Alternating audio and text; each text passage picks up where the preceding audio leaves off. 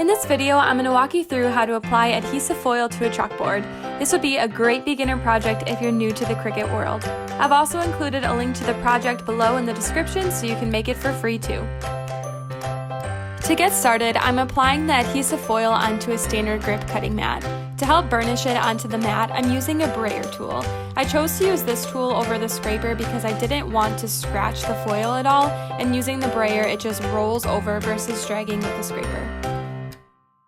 When choosing your cutting setting, you'll have to turn your smart dial to custom and search for adhesive foil in design space.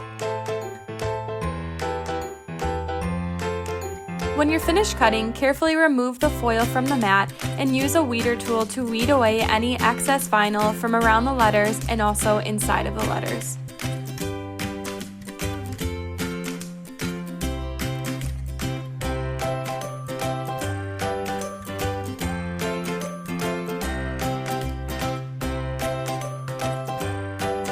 Then we're going to carefully transfer the vinyl to transfer tape. To do this, carefully place the transfer tape on top of your vinyl design and use a scraper to help burnish it together.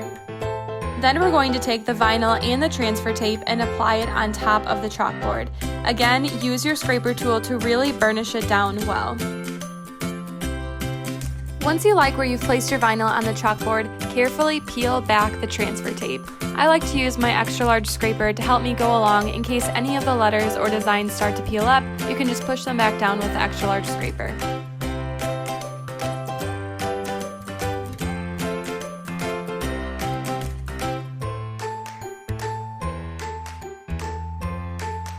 And there you have it, a Thanksgiving themed chalkboard made using adhesive foil. If you enjoyed this video, make sure to give it a thumbs up and hit subscribe for more Cricut videos. Thanks for watching!